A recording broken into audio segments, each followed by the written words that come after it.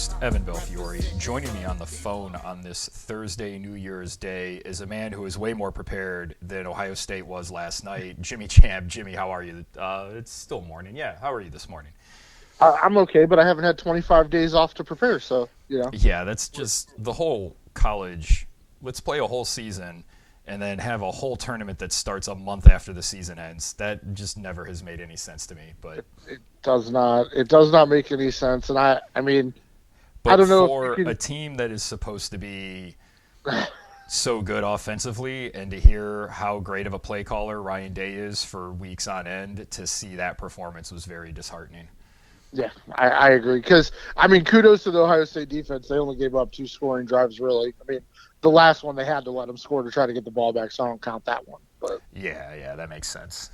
But on a more positive, wow, it's not often that we go from sad about Ohio State to good news about the Browns, but they beat the Pittsburgh Steelers on Sunday and and have put the Steelers in a really tough spot when it comes to the division. Yeah. But what did you think about the game Sunday, Jimmy? It's always nice when the Browns beat the Steelers. yeah, I'm definitely, and we have seen what happens when you lose on purpose in the NFL. Ball don't lie, and it tends to really cause you problems. So a win is a win, but it was a very poor performance by the Cleveland Browns, in my opinion. And much like the Indianapolis Colts game from a couple years ago, where the Browns were gifted a win on a non-pass interference call, that was absolutely pass interference in the end zone. Yeah, and everybody was talking about how on that play, like, why are you going after Denzel all those times? Why are you're throwing away from Myles Garrett? We've seen Aaron Rodgers do this. That's Valdez Scantling, who's a guy he trusts, and everybody else on that team is a guy he doesn't, and he will zero in and just throw to one guy in those situations. Yep, 100%. It did really seem to me, though, that Pittsburgh was more concerned with not letting Myles get a sack than actually trying to run the offense. Now, they are missing their 2 top targets. They were missing DK Metcalf, who's also suspended for the upcoming game on Sunday, and Washington, that big fucking tight end they have, who just seems to always find, as big as he is, he seems to get lost, and he just finds space and coverage. It's pretty remarkable that he can do that. Even taking that into account, it looked like they just had no interest in running their offense and thought that, we'll get like 1 or 2 drives when we need them, and that's all that we'll need to win the game. And they were almost right. They were almost right, because the Cleveland Browns offense is stinky. Yeah, they're not very good, and it wasn't. I still don't see all of the optimism with Sheduer Sanders, although I think if the fans are going to respond this way to him, you need another tank year just to rebuild the roster, specifically the O-line, wide receiver, and they probably need another defender or two just to solidify that defense on the line. They probably need another tackle. So if you go into next year and the fan base is happy with Sheduer, that gives you the cover to do it. I think they should probably just do it and just say, all right, fuck it, we're going to roll with Sheduer, and we have Dylan Gabriel and Deshaun, and that's just what we're going to do next year. I don't know what other way forward they have, because you don't want to go out and spend money on another veteran quarterback when they're going to be strapped for cash next year in the cap, and they really need to get some of this money off the books. Yeah, I agree, and I don't really want to spend the energy talking about it. I can't believe the disservice that Cleveland sports media is doing to the fans, and I don't understand the fans that watch him play and think he's a starter. Like that touchdown pass he threw to Harold Fannin 99 out of 100 times in the NFL, that's an interception. You threw a moon ball into a double-covered tight end by 2 defensive backs who happened to get the catch. 99 out of 100 times, that's an interception. And for the media on 92.3 to say, don't pay attention to the stats, Sheduer's a winner. You've won 2 games, and statistically, you're Deshaun Kaiser. That's who you are statistically. Statistically, you're Deshaun Kaiser. That's who you are. And that's not a quarterback that can win in the NFL. Like, I don't trust Andrew Berry to rebuild the roster, but all these Browns fans better hope he doesn't, because if he does find a way to get 3 good offensive linemen and more weapons, the Browns are still going to lose, because Sheduer Sanders is not a starting quarterback in the NFL. So they better hope the team still stinks next year, and Andrew Berry continues to not be able to put weapons around him, or they're going to have to all face the fact that he's not an NFL starting quarterback. I do think that if you're the Browns, you can make the argument, well, if we get a better line, we get Judy out of the building and bring in 2 receivers, maybe a top 10 pick, and then another guy. We'd like to see what Sheduer looks like there. So I at least, and another offseason where he's getting all the reps as the one, you would expect. I can see people saying like, oh, look how much he's grown from what he was before to what he is now, and he has cleaned up some of his mistakes. I think he deserves credit for that. No, he hasn't, Evan. He's not taking nearly as many bad sacks. He's not bailing out like he was. He turned the bailout sacks into airball interceptions. Like, it's not any better. He can make his progressions. I don't know if that's going to work anymore in the NFL because teams will know what his progressions. They'll start to learn what his progressions are, and they'll. You say he's making his. Stuff.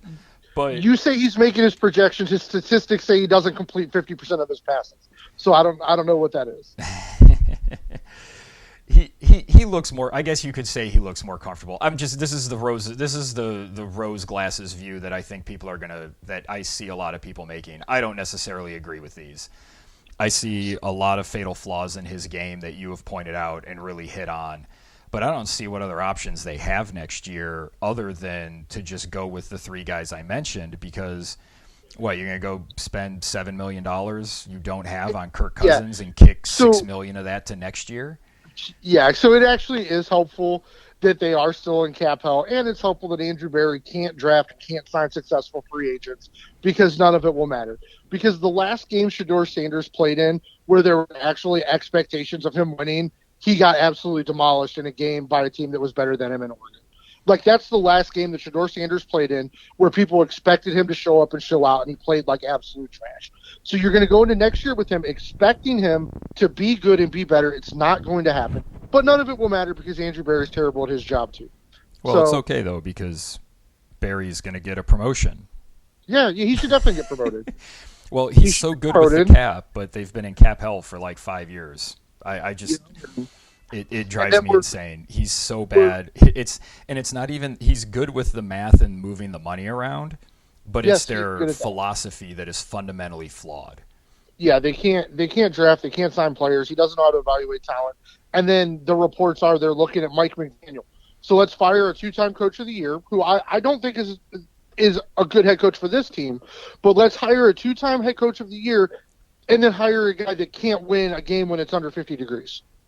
To coach in Cleveland up, it's a great idea. Well, I think some of that is he'll end up in a dome, so that'll be a little better. But the whole Mike McDaniel thing is just like, so you have a team right now coached by Kevin Stefanski that lacks accountability, makes a ton of small mistakes that add up and cost you in games, and it's everywhere across the board you have problems, and you're going to bring in a guy that makes all the same mistakes but kind of worse than Stefanski does.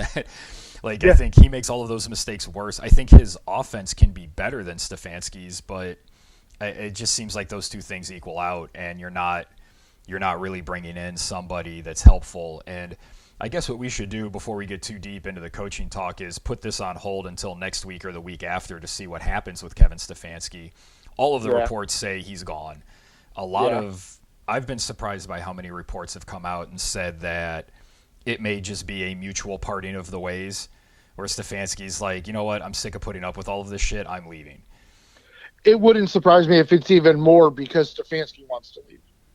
I wouldn't blame Stefanski for wanting to leave. He can probably have his pick of jobs. I mean, if he was out there as an available coach to be hired, he'd probably get hired this cycle, and he'd probably get 1 or 2 of the top jobs. There are probably teams that would fire a coach they kind of like to hire Kevin Stefanski. Nationally, he is. I don't disagree with you, but nationally, he is looked at as a coaching gem, and he doesn't take a lot of credit. He doesn't get beat down a lot for the mistakes, and I'm not really sure at this point how much of it's his fault. Can I just throw this out there into the ether? Yeah. The Browns fire Kevin Stefanski. The Tampa Bay Buccaneers hire him, and Tampa goes to the Super Bowl. I don't even see it. So wouldn't even be a surprise thing to me. That would be peak Cleveland there. It would be peak Cleveland, though. All right. Well, let's talk about this game Sunday. Nobody has anything to play for. What do you expect to happen here? Joe Burrow is going to play, so I would assume they're going to try and light it up. But this Browns defense has always played him very well. Yeah, I would say if Burrow plays, Myles Garrett will get his sack record because Myles Garrett just knows how to sack Joe Burrow. It's kind of a wild thing. Well, Like it's if probably because that Cincinnati line is pretty terrible. it is so the Browns. I think the Browns can beat the Bengals if both teams are healthy. But I also think the Browns are going to have a. I wouldn't be surprised if the Browns started off slow because I could see them having a letdown after winning their Super Bowl of beating the Steelers last week. While the Bengals have actually been playing pretty good football, and the wide receivers for the Bengals are a lot better than the wide receivers of the Steelers. So if they could block it all for Joe Burrow and give him any time, because the last few weeks we've kind of, it's kind of been a game plan shown that you can actually double and triple team Myles Garrett and nobody else on the Browns defense can get to the quarterback. Yeah, Malik Collins looks like he was a very vital piece on that defensive line, and that's why I brought up defensive tackle for the draft or the offseason, because they're not going to be able to resign him because of their cap situation. So they're going to have to find a way to get somebody in here that's, really good, because it doesn't look like Mason Graham is that guy. Maybe maybe he comes out next year and he's better. He can come out and know, okay, I'm not strong enough. I need to do X, Y, and Z. So even if he's like 10% better, I don't see that being enough there, because Michael Hall I don't know what's going on with Michael Hall. He just doesn't look like you can depend on him to be a regular starter. Yeah, I would agree. So I think the Browns care about this game.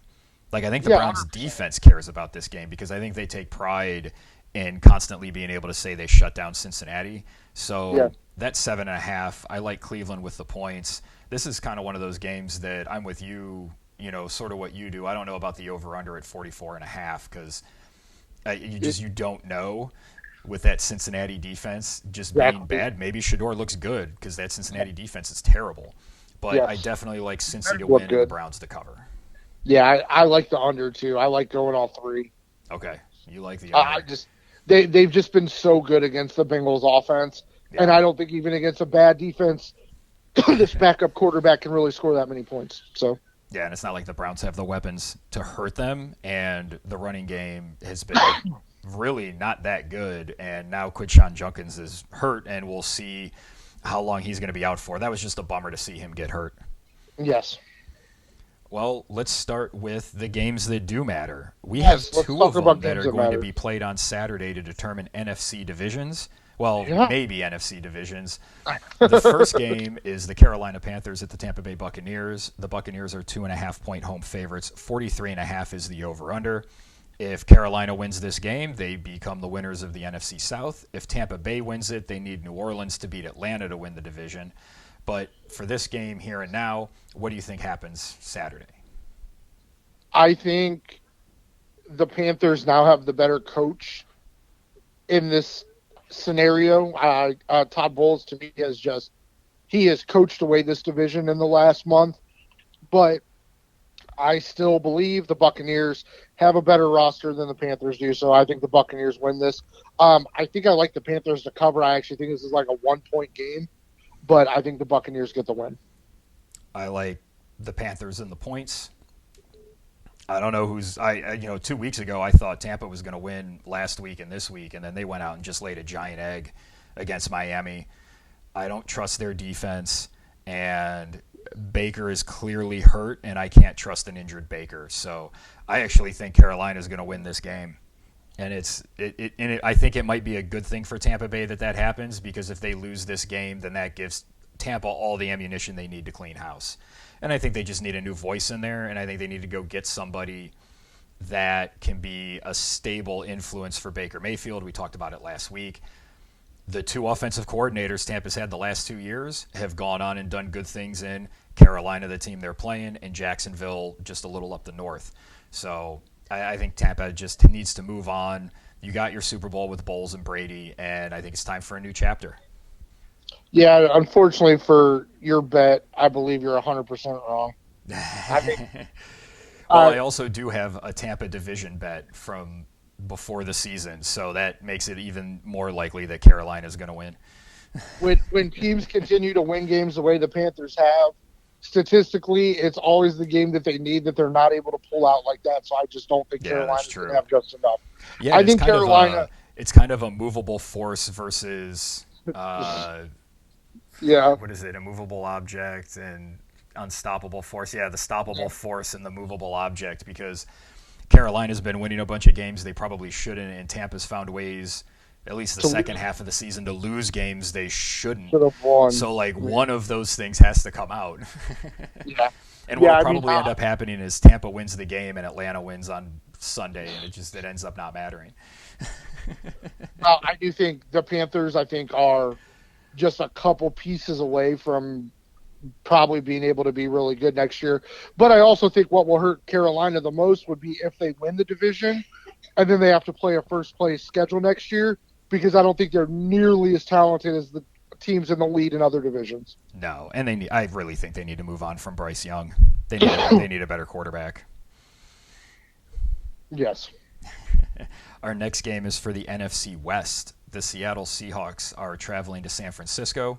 The Seahawks are 1.5 point favorites. The over-under sits at 47.5. I don't know, Jimmy.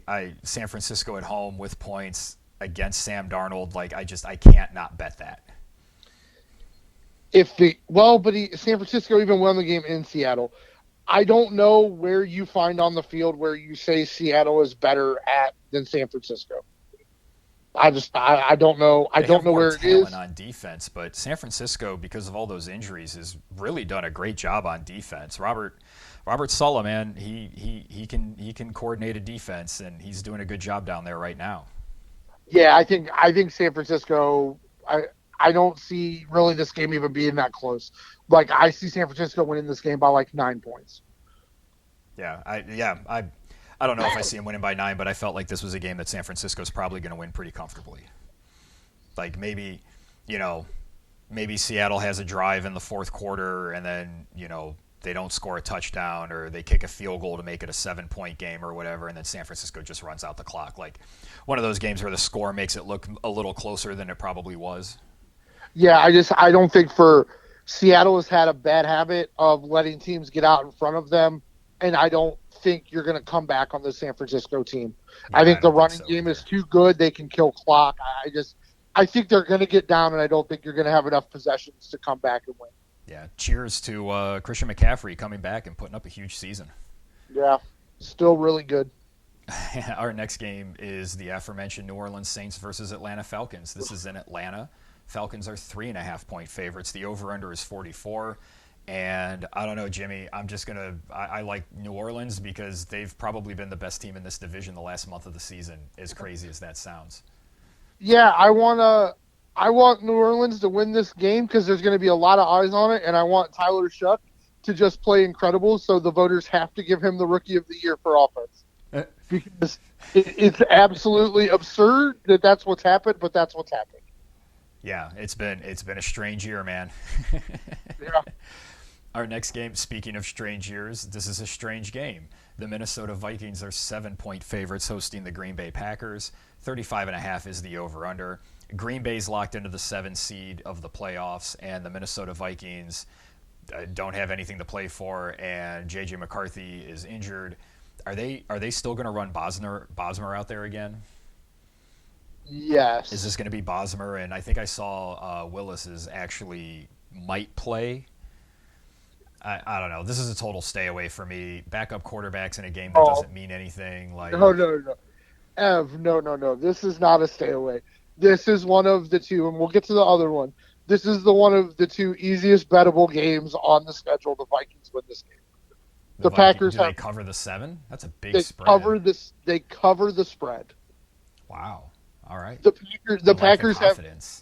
Packers have no reason to play anybody in this game. Yeah, that does make sense. But I don't think Minnesota's very good. Bosmer's not an NFL quarterback. No, well, they don't have an NFL quarterback on their roster, so. Yeah, there's another team looking for a quarterback. It'll be... Fucker. Let's try you over here. Maybe that'll do better. Keeps dipping down. All right, how's that? How do we have there? What do we got going on? All right. Bosmer's just not an NFL quarterback, and you said there was. Oh yeah, they're definitely a team that's going to need to go quarterback shopping. And I mean, Are they? Is Kevin Clark going to think he can fix Tua or Kyler Murray? Yeah, I don't know. I mean, it's definitely you're going to have Kyler out there, but with Kyler, you've got to take on that huge contract too, so that's rough. But Same Tua's thing got a with big Tua. contract.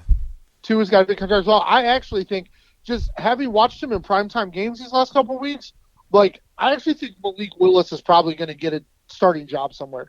I think he's learned a lot in Green Bay, and he's played really well before he got injured. Interesting. It's crazy to think of him as being a viable quarterback, but he has looked a lot better in Green Bay.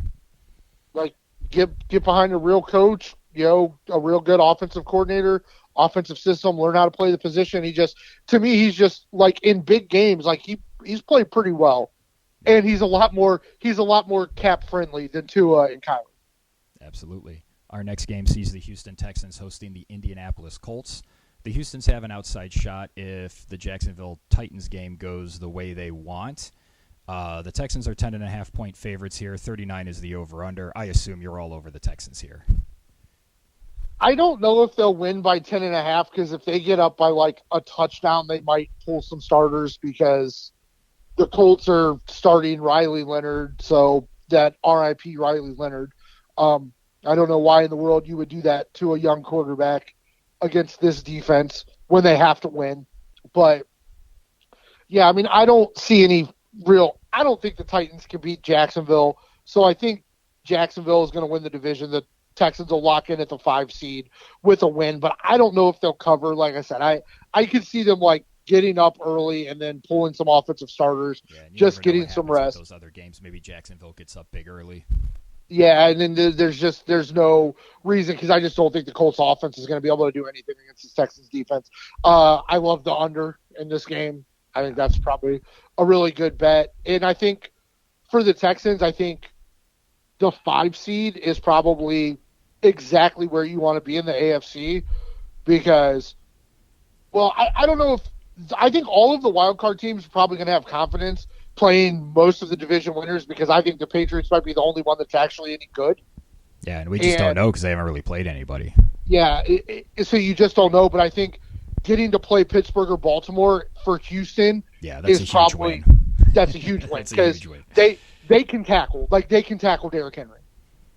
Yeah, so our next game is the Jacksonville Jaguars. They're 12.5-point favorites against the Titans. The over-under sits at 47.5. Is this a game that Jacksonville just lays the smackdown from beginning to end to try to hold this, or can Tennessee keep this game close or maybe get a backdoor cover? No, I think Jacksonville hopefully learned from their mistakes last week because they really tried to lose that game to the Colts. Yes, they did.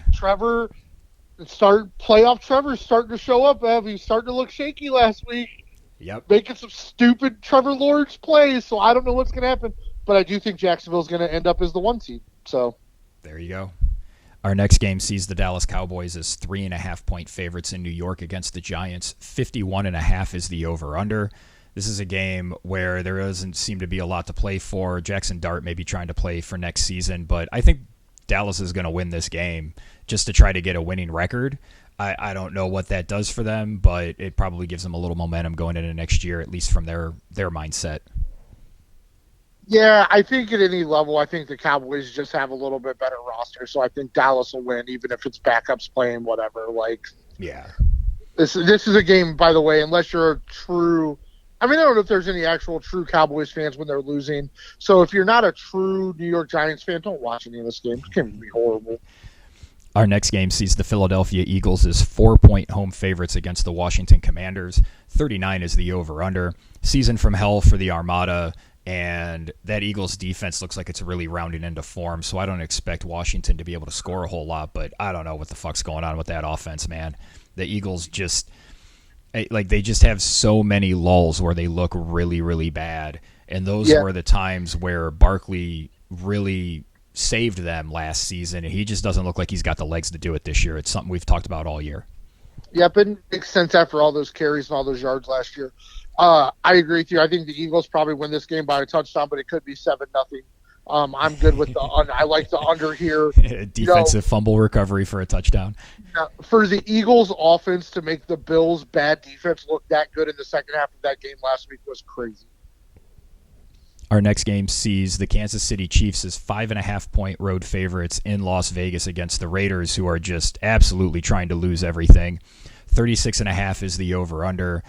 Jimmy, this feels like a game where it should be the under, and I'm not expecting a whole lot of points. So I actually like Vegas with the points here, even though I think Kansas City wins. Yeah, I was going to say, here's the other game that you parlay with Minnesota to absolutely win, because it would appear Mr. Carroll has been told you do not win this game. Probably been told don't even keep it close. Travis Kelce might catch 5 touchdowns in this game. Is his going out game. The Chiefs are going to win this game in a runaway. I actually think I like the over. I think the Chiefs are going to destroy the Raiders in this game. Well, our next game is the Denver Broncos playing for the number 1 seed in the AFC. They're 12.5-point favorites against the Chargers, who have really nothing to play for. 37.5 is the over-under. Is this just simply Denver's got all their guys and they're trying to win, so they're going to be able to cover this spread? No, because Denver sucks. Yeah, I was thinking the same thing, too. I don't think the Chargers are all that great, but I think they keep this within 10. Yeah, it wouldn't surprise me. Like, I actually think the Chargers are just going to win this game outright. Like, Denver is wild. not. Oh yeah, because you think Jacksonville's going to get the 1.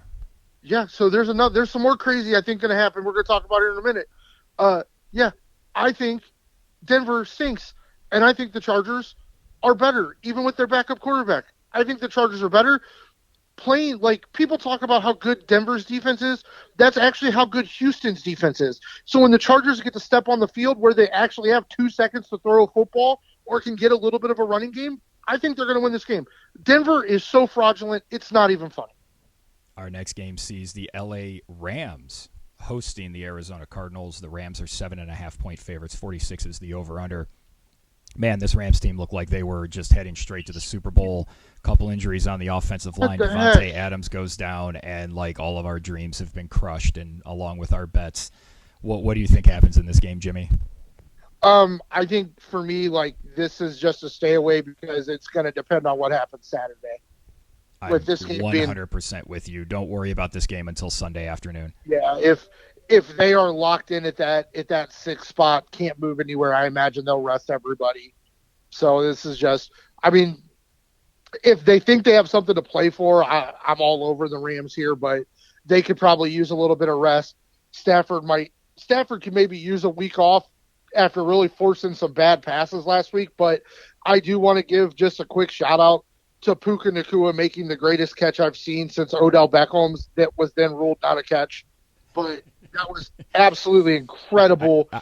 I don't understand how they didn't rule that a catch. Like, I saw it on Reddit in the morning. I was like on work and I was flipping through some of the NFL Reddits, and they're like, "Can somebody explain to me how this is not a catch?" And I'm watching the replay going, "I don't like that's a catch."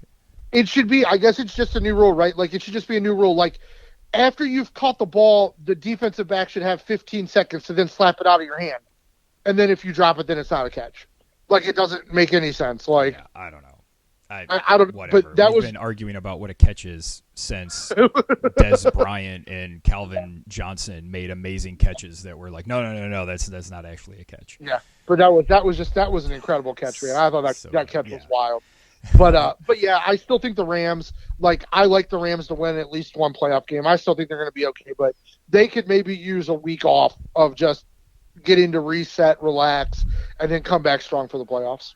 Absolutely. Our next game sees the Chicago Bears as 3-point home favorites against the Detroit Lions. 50.5 is the over-under. Man, the Lions really regressed this season. We saw it with a bunch of teams, and like Chicago has elevated right now they're the 2 seed. What do you expect from this game on Sunday, Jimmy? These are 2 teams that you don't really believe in, so I'm really interested to hear what you have to say. I like the under and the Bears to win. Like, I think it's going to be low scoring. I don't know, like, Jared Goff outside. I like that bet. Yeah, like it wouldn't surprise me if in the second half the Bears are able to pull some guys, give them a little bit of rest, because I think the Lions, like, as much as you know, this has been the whole thing about Dan Campbell. Like, all of the crazy nonsense that Dan Campbell has said and done only works if your team is winning. If your team's losing and you coach the way you coach and you act the way you act, you talk the way you talk, you just sound like a psychopath. like you sound like Dennis. You sound like Dennis Allen, or not Dennis Allen. You sound like Dennis Green at a podium, beating the crap out of it. Like that's what you sound like. Like the regression for the Lions doesn't surprise me. The Bears are just finding ways to win games really well. Caleb is getting close to what you thought he would look like. He's far succeeded what I thought he would be. So yeah, I like the Bears in the under here. I don't think there's going to be a lot of points in this one, but I do think the Bears come out on top. I'm with you. I like the Bears. I think a lot of the stuff with Dan Campbell in Detroit, you take the good with the bad, and I think some of that looks bad to us outside maybe isn't bad inside the building. Like I think some of that is part of building a culture at a place that doesn't know what it's like to win. Yeah, But that could be true. they may be, they lose. Obviously, Ben Johnson was a big part of that offense being really good. You lose Aaron Glenn, that defense looks like it's taken a step back because they got all their guys back, and then they just really haven't been as dominant as we saw them be before Hutchinson got hurt last year. Yep. And maybe they just need to retool, and this could be a situation where they spend the next 2 years trying to make another run, and it's a Tony Dungy and Tampa situation where, look, we had to bring Dan Campbell in here to get us to a certain level of respectability. Now we need to get a guy in here that can help us get us over the top and win a title. Well, and it sucks. It sucks for Dan Campbell. It sucks for the Lions. It sucks for the Lions fans, and it sucks for he himself. Not everybody gets to be a Super Bowl winning quarterback. You're not going to win a Super Bowl with Jared Goff as your quarterback. Yeah, I agree with that as well. And it just takes because they may actually have an offensive Super Bowl roster. Oh, their offensive, their line is really good. Like, they've got weapons galore. That team is set up for long-term success. They just need a little bit better quarterback. Our next game sees the Buffalo Bills as 7-point favorites. They are playing the Jets at home. 38 is the over-under. This is another game where, like, how much does Josh Allen play? I don't know. Like, these are the types of games I don't like betting on because, okay, maybe you're up. The Bills are up 21 in the middle of the third quarter, and then Josh Allen's done for the day, and the Jets get 2 worthless touchdowns. So I'm staying away from this one. What's your play here? Yeah, because I don't think there's any chance the Texans lose to the Colts. So for the Bills, it's either the 6th seed or the 7th seed, and I don't think they care who they play. They believe they can beat anybody anytime. So I'm with you. This is a total stay away. I don't want any action on this game. Our next game is the New England Patriots, our 10.5-point favorites against the Miami Dolphins at home.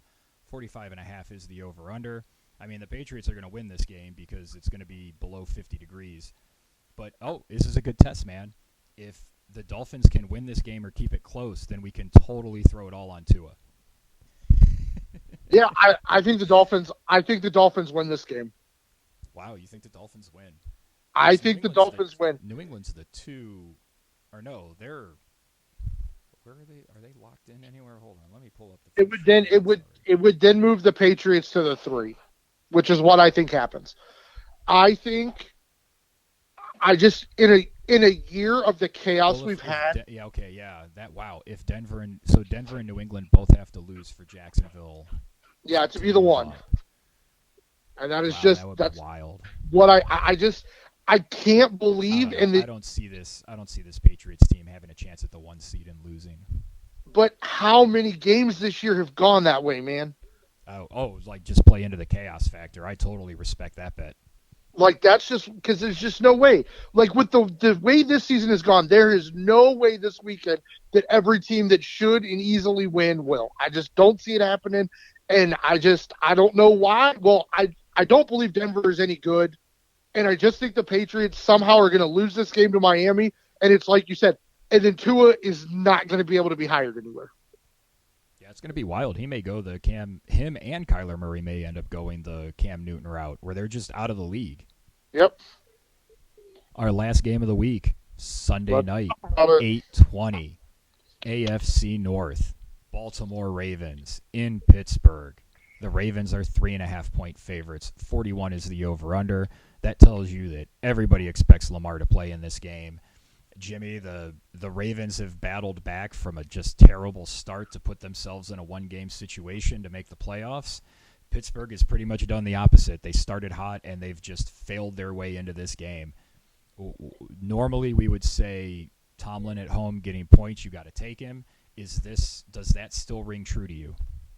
As long as Lamar plays, I'm taking the Steelers. Holy shit, I was thinking the exact same thing.